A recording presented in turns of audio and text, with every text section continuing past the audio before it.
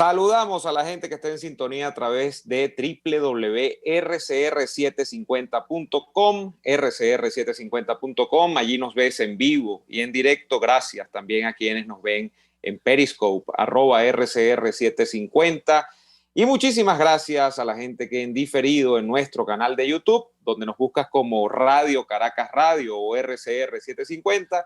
También está muy pendiente de todos nuestros programas en diferido. Gracias a toda esa gente que está allí.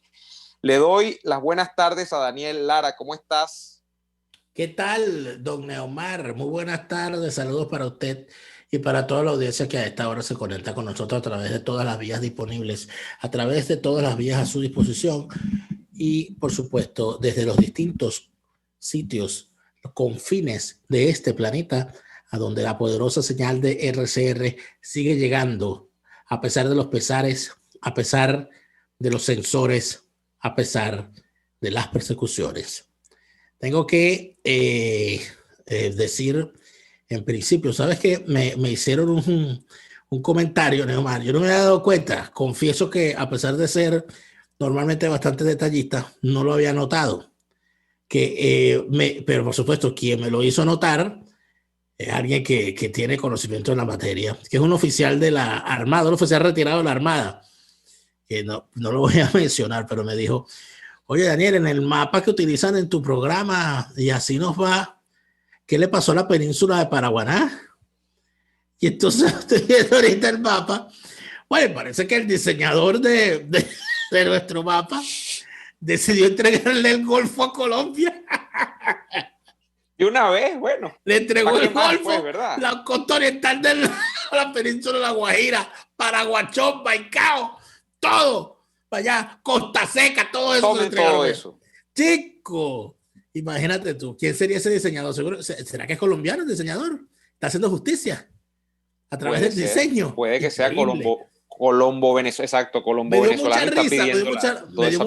Me dio mucha risa cuando lo vi, porque yo dije, oye, de verdad que nosotros en este programa la tenemos que agarrar con los mapas. Desde el primer día, cuando Neomar llegó a los estudios de Radio Caracas Radio, la agarró con el mapa de Radio Caracas y tumbó Oceanía, tumbó Nueva Zelanda. Y nunca hemos sabido dónde estás, Nueva Zelanda. Te acabaste con Nueva Zelanda, chicos. No, mira, ¿tú sabes quién va a acabar otra vez con Ecuador? El Correa. Chávez no, porque se murió. No, pero Correa está vivo todavía. Que es como un Chávez, pero en Ecuador. Mira, pero espérate un momentico. ¿Ya se sabe quiénes pasaron a la segunda vuelta? No, de hecho cada vez se oscurece más, porque sabes que el que llegó segundo, o sea, el que se perfila que se sabe tiene más quién opciones llega para llegar. No, que es donde está el hueso, la carne, la cuestión. Está la ñema, el ñemeo está ahí. Porque el segundo es el que va a agrupar todo el anticorreísmo. Lo peor es que los dos segundos, o los que podrían llegar segundos, son totalmente disímiles, porque uno es el que siempre es candidato contra Correa, que ha sido candidato contra Correa del correísmo siempre, que es Lazo, ¿no? Que es empresario, que es supuestamente un empresario liberal. Y canta. Y canta. No, ese es el otro. Es el que canta. El otro Lazo. El otro es el Lazo. Y se coló por la baranda, chico, un tipo que un pintoresco personaje, se llama Yacu Pérez. Tiene este nombre como los Animaniacs. ¿Tú te acuerdas de los Animaniacs? No, lo de pintoresco, ¿por qué lo dices? Yo no creo que sea pintoresco. Yo creo que es fiel reflejo de lo que puede ser la política en nuestros países. Es un representante de los grupos aborígenes originarios en un país con una gruesa población de origen indígena y que ha planteado una propuesta que es, por supuesto, completa y absolutamente chavista, socialista del siglo XXI, reivindicativa de los pueblos originarios y del poder tal y todo aquello de la nación aborigen, etcétera, muy parecida a la que hubiesen planteado ya en el pasado Felipe Quispe y Evo Morales en la Bolivia de los años 90. Y por supuesto, de la Bolivia última. Pues, o sea, que a mí no me parece pintoresco, a mí me parece completamente coherente con lo que es la sociedad ecuatoriana. No, sino porque el tipo hizo su campaña en bicicleta, nadie daba nada por él. Bueno, generalmente la gente creía que lo que iba a pasar era que Lazo disputara Bueno, lo que pasa es que tú estás viendo las elecciones con criterio pequeño burgués. Claro. O sea, ¿cuál es el problema de ir en bicicleta? En estos días el primer ministro de Bélgica fue a presentar su renuncia al rey y llegó al Palacio Real en bicicleta. Eso es normal aquí en Europa, porque tiene que ser pintoresco que un candidato vaya en bicicleta. Está ahorrando gasolina. ¿Quién? Boris Johnson fue en bicicleta. Estoy hablando de Bélgica, hijo. De Bélgica. Un problema grave de geografía, tú, ¿no? O sea, no es solamente contra los mapas, es contra la geografía en general, tú. No sé por qué te entendí que era Boris Johnson. No sé, tienes problemas con los antigripales, no sé qué te está pasando. No, pero Yacu Pérez, no, yo no tengo gripe, líbrame Dios. Yacu Pérez es un tipo que en efecto, ¿cuál es la agenda que agrupa? Tiene una agenda de esta típica agenda, como tú has dicho, indigenista, pero además no diría yo del socialismo del siglo XXI, aunque la cosa indigenista así como que la revivió Chávez y luego Evo Morales en Bolivia, ¿no? Pero, claro. ¿por qué? Porque el tipo ha declarado contra Maduro, declara contra Chávez como fenómeno histórico, pero es un tipo que dice que el problema del fundamental es con el tema de la minería en Ecuador. Porque, claro, es la agenda indigenista, el tema de los recursos naturales, porque además es... ¿Y qué dice de la minería? ¿Está en contra? Está en contra de la minería. ¿Y de qué quiere el que vive en Ecuador? No sé si del turismo, no sé, me imagino. De la caza y de la pesca.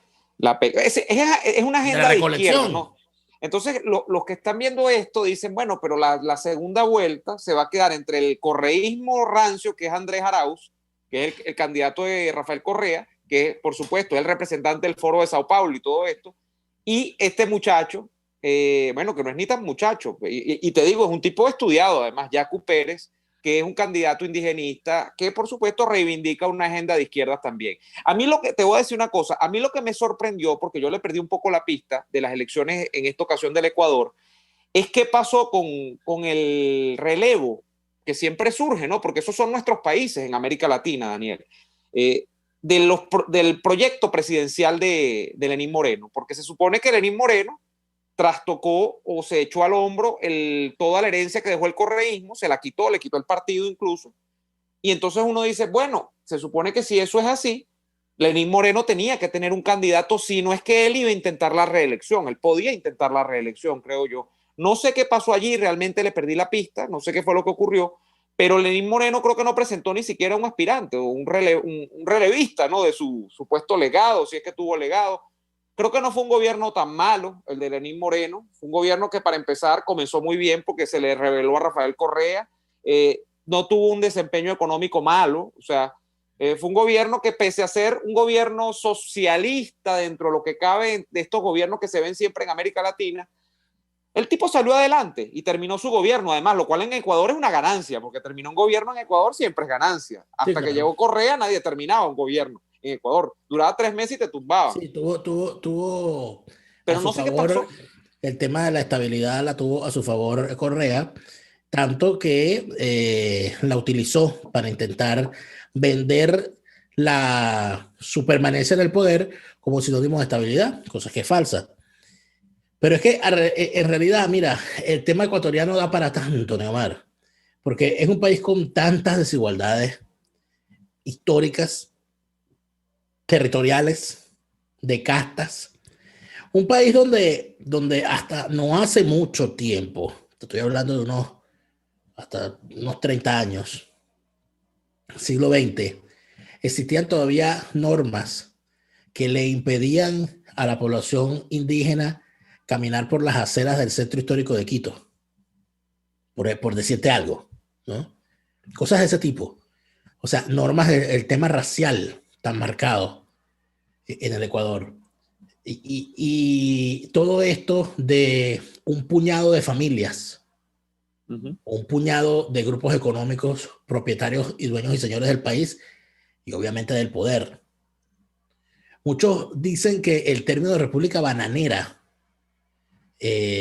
fue aplicado durante muchísimo tiempo en el Ecuador, para empezar porque el banano es uno de sus principales productos de exportación.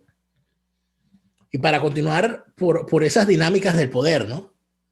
De que entonces las grandes empresas que viven de la extracción de esos productos de exportación son las que determinan cuál es el juego del poder interno, y entonces unas grandes familias terratenientes son prácticamente las dueñas del país, y entonces el país es una hacienda dividida en 4 o en 5 manos, con todos los equilibrios que tiene que haber. El Ecuador es una nación con muchísimas circunstancias que a lo largo de la historia, más que mejorarse, se han profundizado. Yo conversaba hoy con un venezolano que se encuentra radicado en el Ecuador y que me sorprendió con el conocimiento, a pesar de su juventud, me sorprendió con el conocimiento que ha podido adquirir del Ecuador. Y me decía que el problema que él estaba viendo era que Ecuador había caído en la triste novedad que caen los países nuestros cuando al ciudadano le toca votar por el menos malo. Y resulta ser, Neomar, que allí es donde se explica el fenómeno de lo que tú llamas pintoresco, Yacu Pérez. Porque termina siendo el outsider dentro de una sociedad donde el Araoz representa el regreso del correísmo putrefacto, corrupto y con ánimo, ¿cómo se llama? Hegemónico, pero donde Lazo representa las viejas mafias de las viejas familias gobernantes, los grandes escándalos de corrupción alrededor de la compra y de las licitaciones públicas, la presencia de personajes nefastos como la familia Bucaram, que participó reciente del famoso escándalo por la compra de bolsas para cadáveres con sobreprecio. Pero ahí aparece involucrada la familia Bucaram. Todas esas cosas, entonces, ¿dónde terminan? Que por un lado están los socialistas hegemónicos, los chavistas, y por otro lado están unos tipos que no se han depurado de los grandes problemas como políticos, que no se han depurado de la corrupción, de las viejas prácticas, de las acciones oligárquicas y del país como Hacienda. Entonces ahí es donde surge un Yacu Pérez, donde tú puedes decir, bueno, pero es que la población aborigen ecuatoriana es mucha, pero en realidad la población es mestiza, es igual que la venezolana. Es decir, si vamos al conteo real, la mayoría es mestiza, no blanca ni aborigen. ¿De dónde salió ese caudal de votos para Yacu Pérez? Del hartazgo de gente que dice, bueno, pero si me vas a poner a votar entre un chavista y un ladrón o un amigo de ladrones, ¿quién está por ahí? Ay, mira, hay un señor ahí en bicicleta, vamos con él. No estoy diciendo que esto sea mejor, no, porque eso fue lo que pasó en el Perú del 90, cuando la gente decidió votar por un señor que llegó a inscribir su candidatura montado en un tractor, porque él venía de ser rector de una universidad agraria como lo era Fujimori, y mira cómo terminó eso.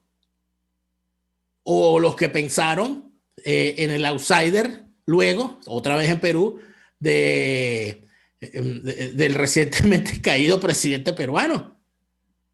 Los outsiders normalmente, Neomar, en América Latina, oye, pareciera que esconden, bueno, si vamos a hablar de outsider, ¿qué era Trump? El gran outsider. El outsider. Es decir, la novedad del outsider, es decir, del candidato que no representa a las grandes fuerzas dentro del sistema político de un país, el status quo. La novedad del outsider a veces puede salir muy bien y a veces puede salir redomada, absurda y catastróficamente mal. En América Latina siempre el peor caso fue Fujimori. El peor caso fue Fujimori en el Perú, sin duda. Sobre todo al final.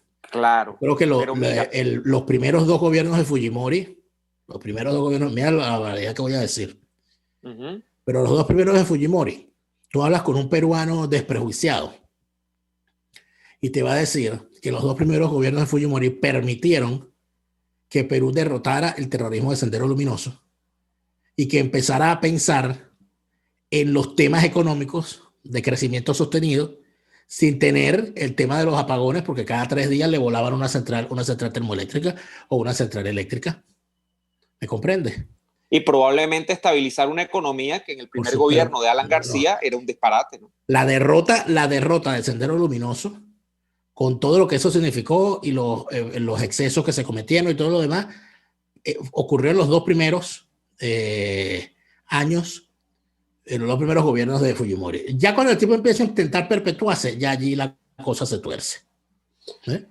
Entonces, mira, esto da para mucho. Pero ¿por qué hablar del Ecuador? Ya cuando tenemos que ir al corte. Porque no es coincidencia lo que está ocurriendo. ¿En qué sentido, Daniel? Que si le echamos una mirada al continente, lo que se está cayendo ayer con Ecuador, porque la pelea va a quedar entre el sucesor de Correa, que es Araúz, y probablemente Yacu Pérez, aunque se está diciendo que la diferencia entre Pérez y Lazo son 20,000 votos nada más. No se sabe si va a ser Lazo o yo hace rato vi que la diferencia se había cortado a 6,000 votos. A de 20 bajó a 6,000. Bueno, interesante.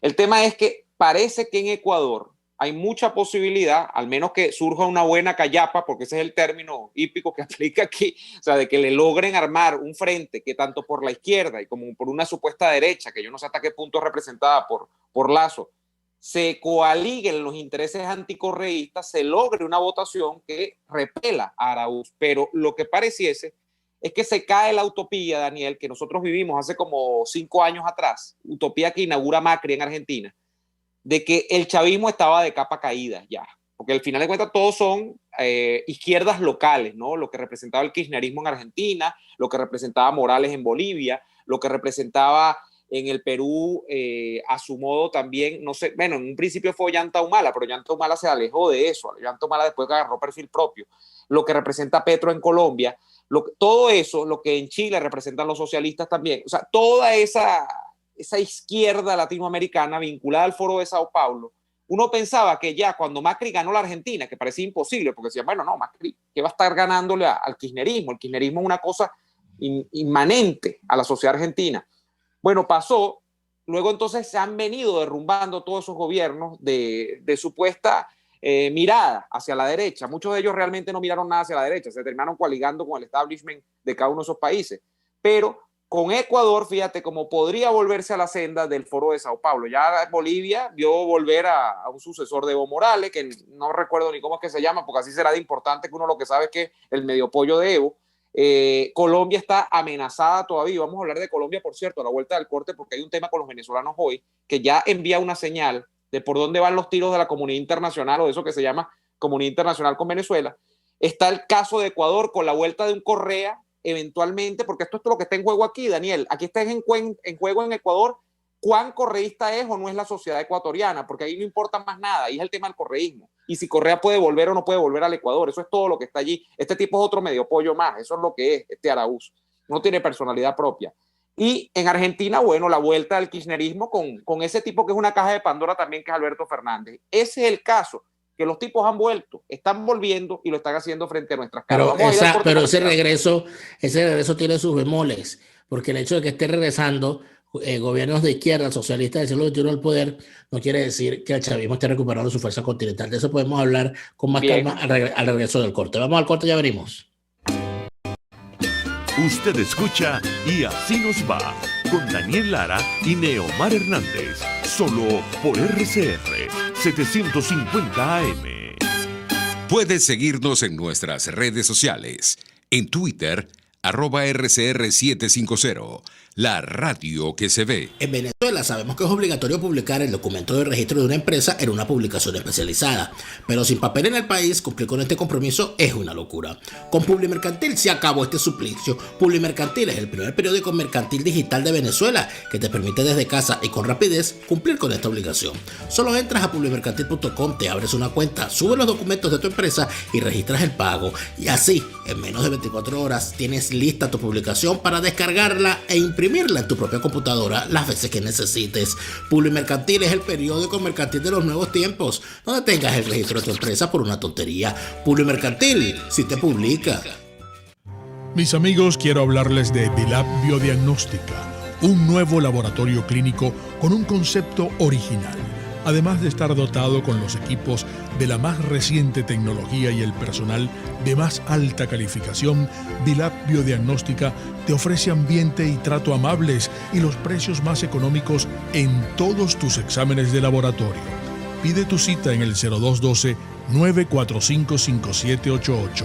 Dilab Biodiagnóstica, precisión y confianza en laboratorio clínico. Les estamos presentando Y Así Nos Va, cuando se tiene algo que contar, con Lara y Hernández, solo por RCR 750 AM. Seguimos. Bien, estamos de vuelta en... Ajá, sí, estamos de vuelta en Y Así Nos Va. Daniel, quería comentar contigo lo que refleja a esta hora. Primero habías dejado algo antes de que nos fuéramos a comerciales que quería comentar. Te muestras tu preocupación por el regreso de gobiernos de izquierda al poder. Bueno, si vamos a hacer un conteo actualmente en los países donde estuvo el chavismo fue derrocado en Bolivia, no ha regresado aún, pero supongamos que regrese. En Perú nunca ha estado el chavismo, no ha logrado entrar a Perú. Ollanta fue otra cosa. En Ecuador estuvo el chavismo, sin duda.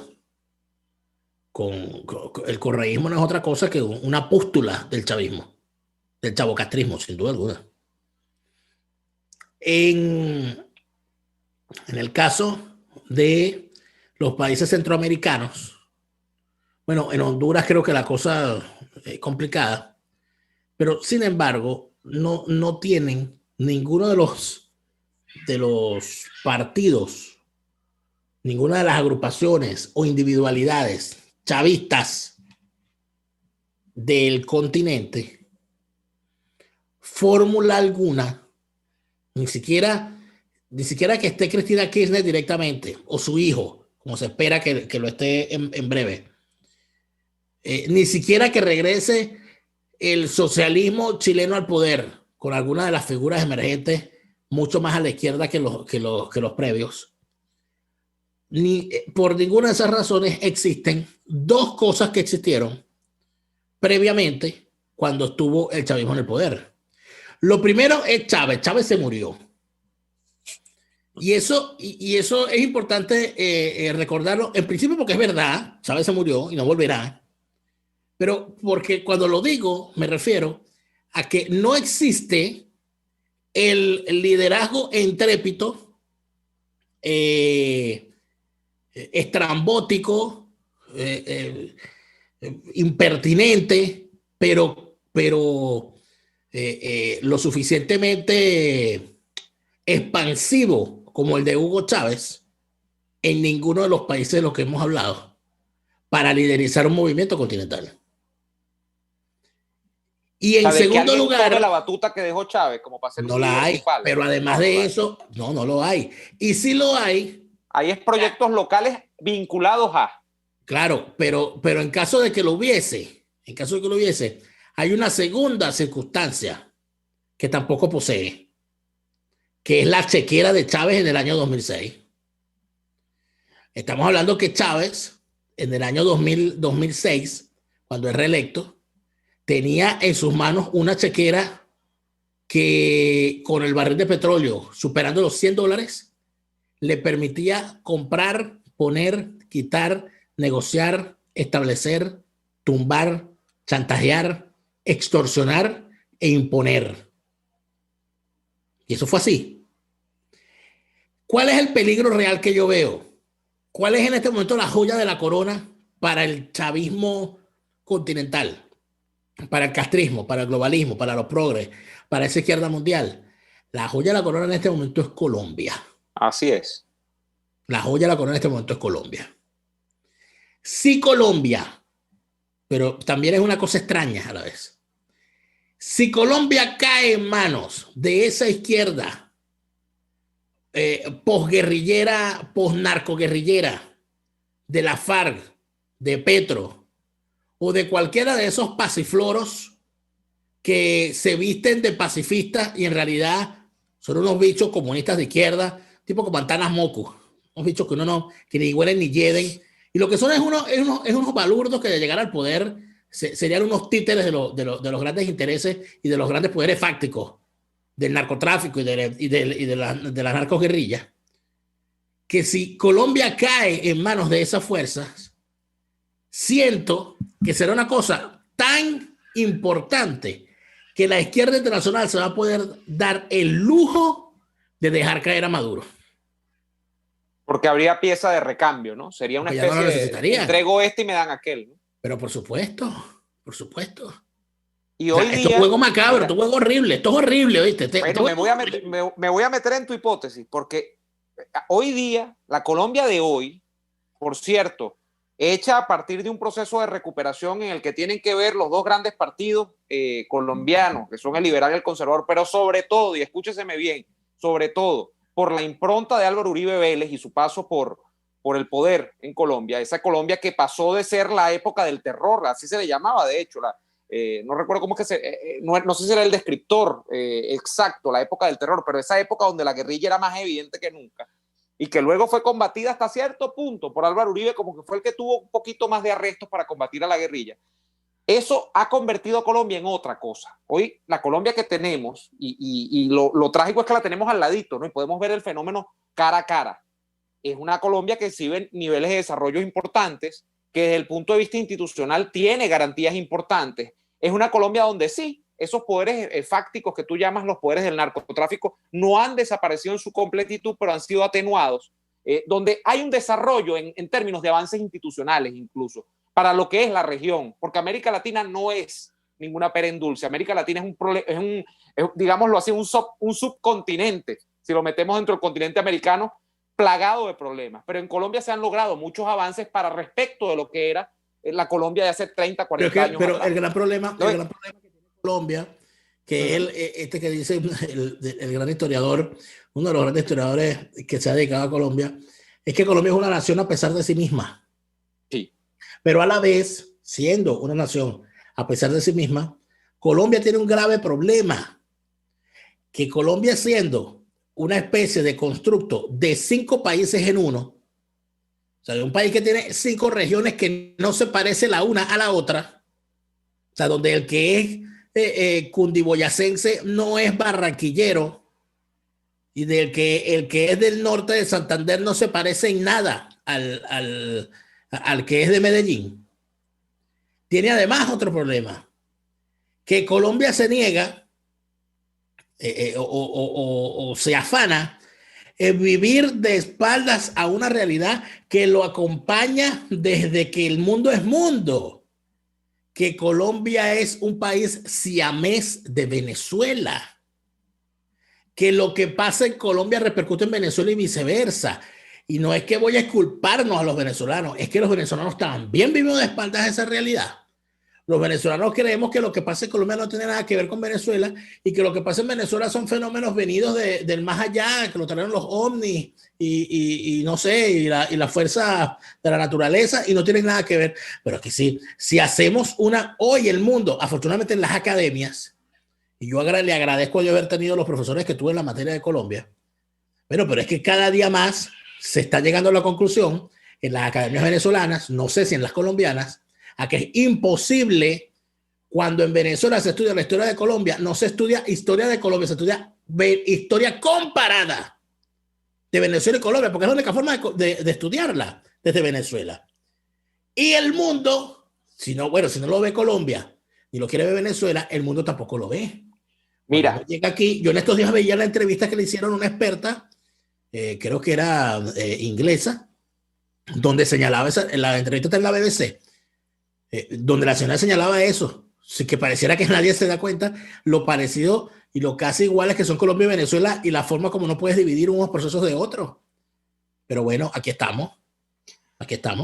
El caso es que como esta Colombia no es la de hace 30 o 40 años, Daniel, perfectamente es más apetecible que lo que es la Venezuela de hoy. No sé si me explico. O sea, la Venezuela de hoy, ¿qué ofrece? Una economía arruinada. Un país con unas migraciones que han llevado a cerca de 6 o 7 millones de venezolanos a salir de Venezuela, y que lo diga Colombia, que ha sido país de acogida de buena parte de esa población que ha tenido que buscar destino fuera de su país de origen. Esa Colombia tiene unos niveles económicos importantes, tiene una posición privilegiada también en términos geográficos como la tiene Venezuela. O sea, tiene muchas más ventajas comparativas para lo que representa respecto de ser una vitrina para la izquierda que lo que hoy es Venezuela. Mantener a Venezuela quizá no sea tan importante como conquistar Colombia. Yo allí estoy de acuerdo con lo que tú estás planteando, en términos de lo que permite mostrar Colombia al día de hoy. Por eso es que las garras de la izquierda están empecinadas en afincarse en territorio colombiano. Eso para mí es absolutamente claro. Yo quiero que a la vuelta del corte, luego de que hagamos esta pausa comercial, hablemos justamente de lo que está haciendo ese presidente que ha sido, a mí no me gusta ponerle calificativos, pero un presidente que ha sido como bien soso, que ha sido Iván Duque, hoy aprobando una medida que nos afecta, o mejor dicho, en teoría nos beneficia a los venezolanos y sobre todo los que se van huyendo de Venezuela a Colombia. Hay una noticia que involucra a los migrantes venezolanos y la pone en la palestra pública Iván Duque. Vamos a ir al corte comercial y venimos con más de Y Así Nos Va. RCR les está presentando a Lara y Hernández en Y Así Nos Va por su 750 AM. Puedes seguirnos en nuestras redes sociales. En Twitter, @RCR750, la radio que se ve. Antojos de pizza, pasta o risotto durante la cuarentena. Lo resolvemos. En Il Sapore de la Nonna tienen delivery a varias zonas de Caracas. Así es, Il Sapore de la Nonna te lleva lo mejor de la comida italiana hasta la puerta de tu casa. Haz tu pedido por el 0212-634-0982 o por el 412-569-9404 y disfruta de todo su sabor. Il Sapore de la Nonna en cuarentena sigue siendo el sabor de Italia en Caracas. Atuplata.com.be, la cuarentena no los detiene. Siguen haciendo envíos desde los Estados Unidos a Venezuela sin complicaciones. Además de eso, buscan tu carga en Tampa, Orlando y Miami sin ningún costo adicional. Sí, no tienes que moverte. Van hasta la puerta de tu casa y se encargan de todo. Tuplata.com.be con promoción de servicio de pick-up gratis. Hasta en la cuarentena tuplata.com.be. En los envíos te da la tarifa más baja y en el menor tiempo. RCR 750 AM. Porque lo bueno une.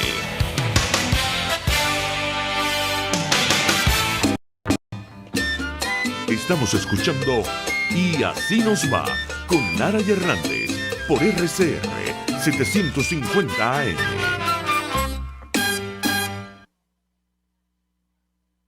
Bien, estamos de vuelta en Y Así Nos Va. No sé, bueno, allí creo que está Daniel, yo no lo estoy viendo, pero... Aquí estoy, Neomar, y teníamos planteado que al regreso del corte comercial íbamos a hablar de una medida que ha hecho pública el presidente de Colombia, Iván Duque, junto a Filippo Grandi, quien es el alto comisionado de las Naciones Unidas para los Refugiados.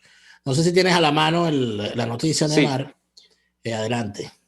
Bueno, en El Espectador de Colombia dice lo siguiente: este lunes el presidente Iván Duque presentó un proyecto de decreto que pone en marcha el Estatuto Temporal de Protección para Migrantes Venezolanos, por sus siglas ETPB, el cual facilitará la regularización de los migrantes y refugiados venezolanos de manera temporal.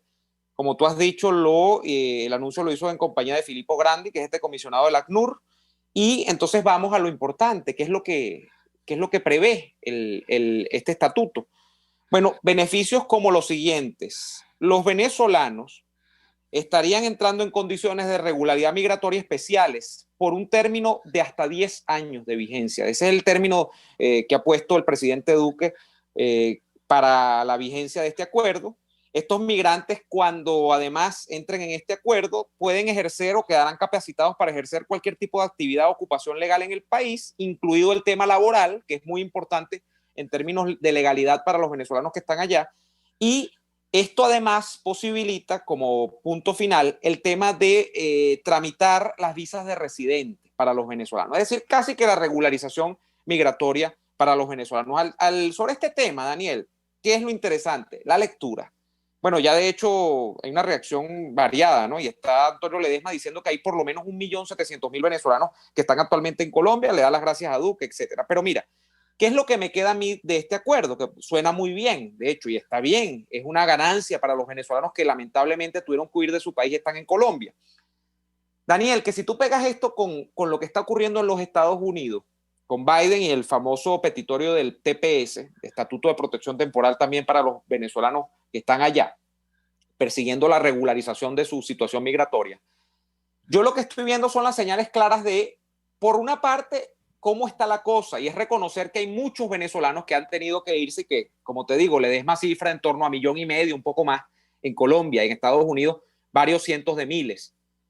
Pero además es la lectura de lo que viene, Daniel. Y lo que están dando a entender estas administraciones es que el problema de Maduro no se va a resolver en lo inmediato. Porque si están dando medidas que buscan hacerle un poco, amortiguar un poco el tema migratorio para venezolanos, es porque entienden que las migraciones van a seguir. Entonces yo creo que el mundo nos está dando señales claras de que 2021, probablemente 2022, son años que ya se estima que esa válvula de escape que ha significado la migración en Venezuela va a seguir abierta, va a seguir destapada. Y no es que va a seguir destapada porque la gente no crea en Venezuela o porque la gente esté obstinada de Venezuela, porque no vea proyectos de futuro acá. Es porque fundamentalmente no pueden creer en Venezuela porque Maduro va a seguir en el poder. Ese para mí es el mensaje de todo esto. O sea, de que esta gente ya está tomando eso en cuenta. Claro, lo primero es eso, ¿no?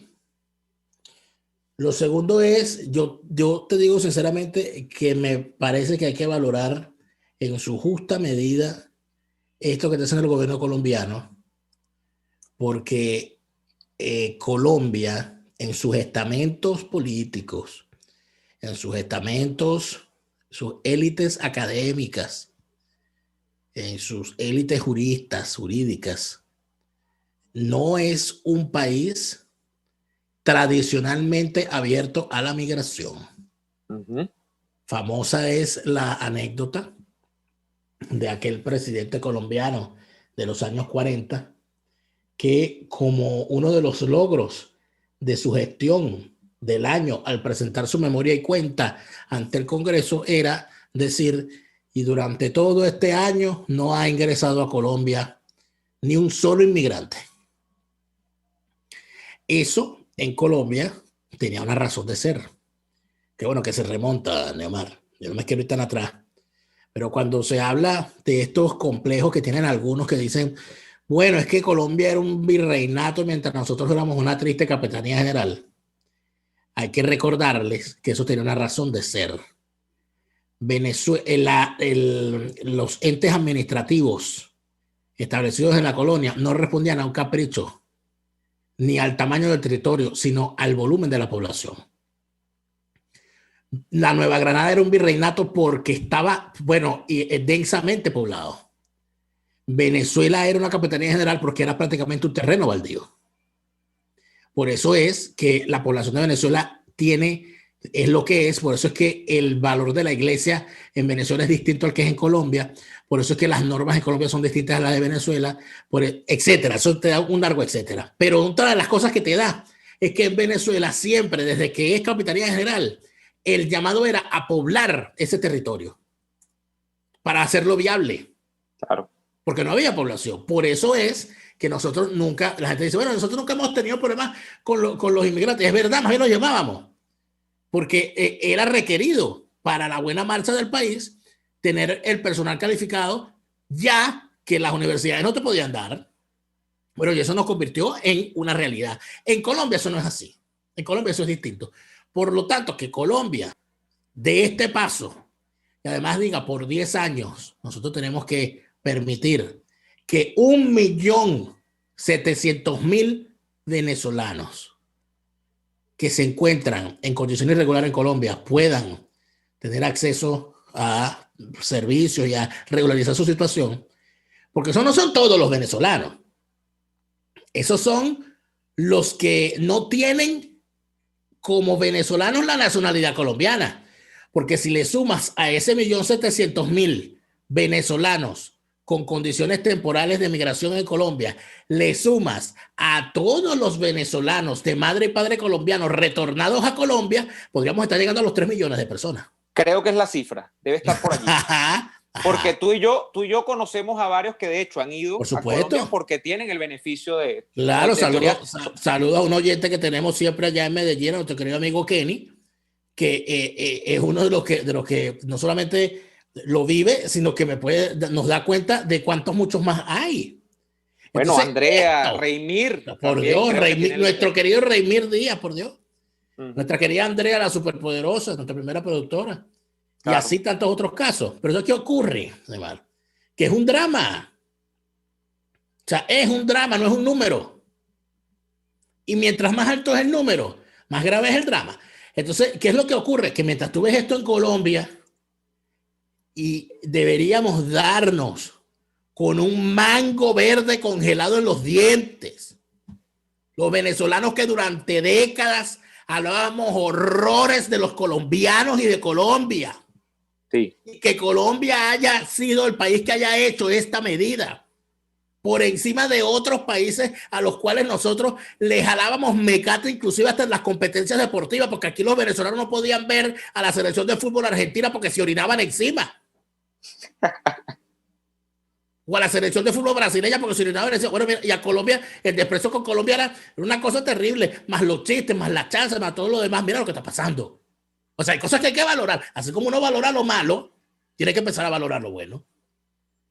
Eso, comparado con lo que está ocurriendo en Panamá, con una jornada sostenida, vulgar, grosera, criminal del partido de gobierno en Panamá, a través de la diputada Zulay Rodríguez, que es la vocera oficial de la política antivenezolana del gobierno panameño. Y es una cosa obvia. No tengo necesidad de probarlo. Basta revisar las redes sociales de esa señora. Pero comparemos las cosas. Veamos cómo han salido los hermanos bolivianos, Dios mío, que le deben su nombre a un venezolano. Han sacado nada más y nada menos que al ejército para echarle tiros a venezolanos que quieren, lo único que quieren es cruzar la frontera para llegar a Chile. Entonces uno ve estas cosas. Y entonces llegas tú y te dices, ¿y esto de quién es culpa? Esto es culpa del imperio. Esto es culpa del imperio. Vemos caravanas de migrantes en Centroamérica que CNN parece que tiene una cámara puesta encima de la cabeza de cada migrante centroamericano. Pero a los venezolanos no los ven.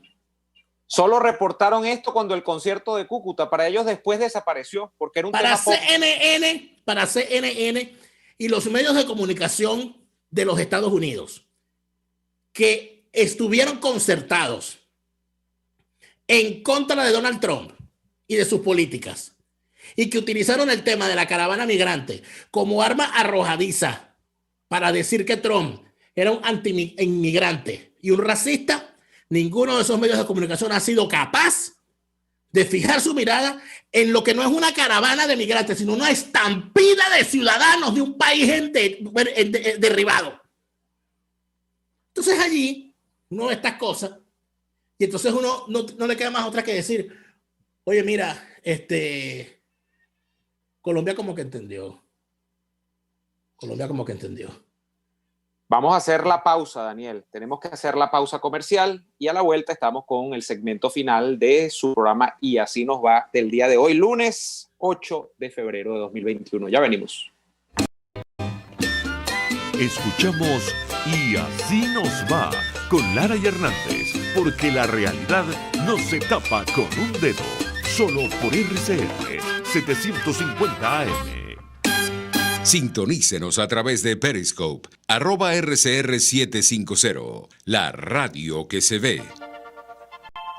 Publimercantil es el periódico mercantil de los nuevos tiempos. ¿Por qué? Porque te permite cumplir con la ley y publicar el registro de tu empresa, sin que la falta de papel lo impida y además en tiempo récord. Publimercantil es el primer periódico mercantil digital de Venezuela que te permite desde casa y con rapidez cumplir con esta obligación. Solo entras a publimercantil.com, te abres una cuenta, subes los documentos de tu empresa y registras el pago respectivo. Y así, en menos de 24 horas tienes lista tu publicación para descargarla en tu propia computadora las veces que lo necesites. Publimercantil es el periódico mercantil de los nuevos tiempos. No detengas el registro de tu empresa por una tontería. Publimercantil sí te publica. Luego de un buen almuerzo, lo mejor es comerse un postre. Prueba las deliciosas tortas que te ofrecen en Il Sapore de la Nonna. La de la casa, cargada de ese sabor a chocolate oscuro que tanto te gusta. El cremoso tres leches o la torta de zanahorias. Y pregunta por el delicioso café de Il Sapore de la Nonna. Si dices que vas de nuestra parte, te regalan un café. Visítalos en la avenida Victoria, diagonal a la bomba de gasolina Guayana. Il Sapore de la Nonna, el sabor de Italia en Caracas. A tuplata.com.be la cuarentena no los detiene. Siguen haciendo envíos desde los Estados Unidos a Venezuela sin complicaciones. Además de eso, buscan tu carga en Tampa, Orlando y Miami sin ningún costo adicional. Sí, no tienes que moverte. Van hasta la puerta de tu casa y se encargan de todo. Tuplata.com.be con promoción de servicio de pick-up gratis. Hasta en la cuarentena tuplata.com.be. En los envíos te da la tarifa más baja y en el menor tiempo. RCR 750 AM, porque lo bueno une. Les estamos presentando Y así nos va, cuando se tiene algo que contar, con Lara y Hernández, solo por RCR 750 AM. Muy bien, estamos de vuelta Y así nos va, señor Daniel. No hemos leído mensajes el día de hoy. Creo que sería bueno leer algunos mensajes. Con mucho gusto, vamos a leer algunos mensajes por aquí. Rosa Valdés dice: con mis comentarios les quiero significar que Colombia esto se lo debía históricamente a Venezuela y sus conciudadanos. Mire, yo no sé quién le debía nada a quién. Yo creo que las deudas entre los pueblos es bastante difícil llevarlas. Lo que yo sí creo es que, por ejemplo, cuando yo veo lo que está haciendo Colombia y lo comparo con lo que está haciendo República Dominicana, por ejemplo, donde lo único que le ofrece a los venezolanos migrantes es un camión para perseguirlos por las calles de Santo Domingo, o lo que están haciendo las infames autoridades de Aruba y Curazao con los venezolanos, depositándolos en galpones, esperando para ser deportados, una deportación que nunca va a llegar porque no hay ni siquiera líneas aéreas cubriendo la ruta. Cuando vemos lo que está haciendo Bolivia, que vuelvo y repito, Bolivia le debe su nombre a un venezolano. Entonces, y lo que tienen para los venezolanos son unos militares, unos gorilas para dispararle, para que no pasen. Oye, uno se pone a pensar y uno dice, oye, de verdad, que hay una gente, aquí hay gente que perdió la categoría de gente hace rato, si al caso vamos. Mira, saludos a Naika Díaz, como siempre, Angel Berbernal, por acá también Emilia del CID, que dice programa de lujo, gracias Emilia. Laurián Valero dice saludos a Daniel desde Puerto Ordaz. Sergio, saludos también. Robert Pacheco dice, para Colombia, el aluvión de venezolanos es un problema. La legalidad visibiliza a los migrantes y además les evita ser abusados, por eso que es un gran paso que estamos comentando hoy acá, que más allá y eso es lo que queremos con esto, que creo que podemos concluir, Daniel, más allá del tema de simplemente alegrarnos por los venezolanos, que hay que alegrarse porque efectivamente es mucha gente pasando muchas cosas. Hay dos cosas que son importantes desde el punto de vista de los que no estamos como migrantes venezolanos. Uno, que es el reconocimiento del problema por el término de esto que tú has llevado, ¿no? al análisis, que es que Colombia es muy complicada para abrir su política migratoria. Es sumamente, digamos, arisca al tema de incorporar a elementos, por decirlo de algún modo, extraños a su cultura nacional, y lo ha tomado hoy con esta decisión. Y segundo, que es el reconocimiento también del problema por el tema de que 10 años están dando de ventana al tema de la crisis venezolana y están sacando esto con la inauguración, además de la gestión de Biden, están sacando esto con el tema luego de unas elecciones truculentas que ha montado Maduro en diciembre, y creo que están enviando el mensaje que envía Biden también con el TPS, que es que lamentablemente la comunidad internacional va a llevar el tema venezolano a lo de mejorar las condiciones de vida de los que ya se fueron, y que los que se quedan, como es mi caso, en Venezuela, bueno, lamentablemente vamos a tener que esperar un poquito porque las fuerzas internacionales no van a meter carne en el asador para presionar mucho más a Maduro. Principalmente por la ausencia de una clase política confiable. Bueno, pero además, aquí es donde entra además lo otro. Internacionalmente es necesario, si algo es necesario, es también que existan en organismos como la ACNUR, como el Programa de las Naciones Unidas para el Desarrollo, la UNESCO e inclusive la UNICEF, suficiente, y esto tenemos que hacerlo los venezolanos que estamos fuera.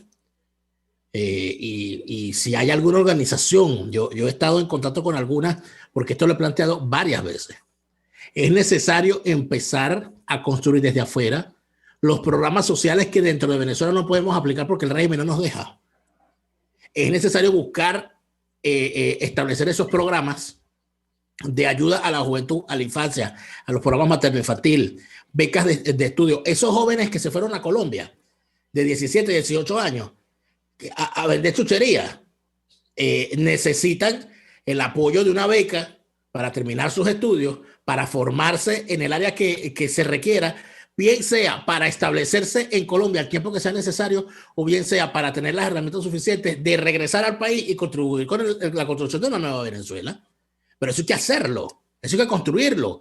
En Colombia, en Ecuador, en Perú, en Panamá, en España, en Alemania, donde sea que haya un venezolano en condiciones difíciles, escapado de Venezuela de esa manera, hay que hacerlo. Y el dinero está, porque los organismos internacionales han destinado no sé cuántos millones para eso. Lo que pasa es que no hay una clase política confiable, sino que hay unos bichos que agarraron y metieron a sus esposas, a sus novias, a sus consortes, a sus amantes, a sus medio pollos, crearon ONGs de maletín y que rescate no sé qué, y que la ayuda para no sé quién, y que la cosita para allá, y que la ayudita para acá, para que les den unos reales para vivir de eso.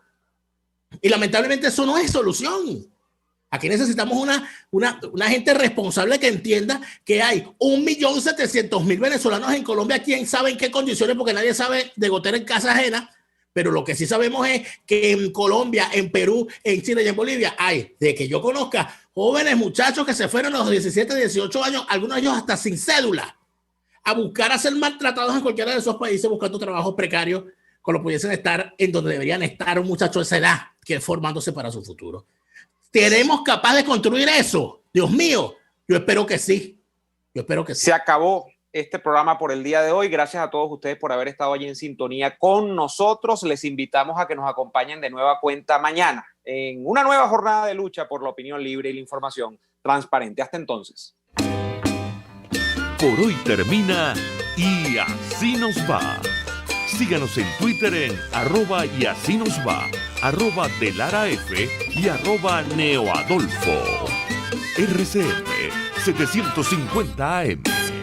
RCR presentó Y Así Nos Va, una producción nacional independiente de Neomar Hernández, certificado número 25178, para dar cumplimiento al artículo 14 de la Ley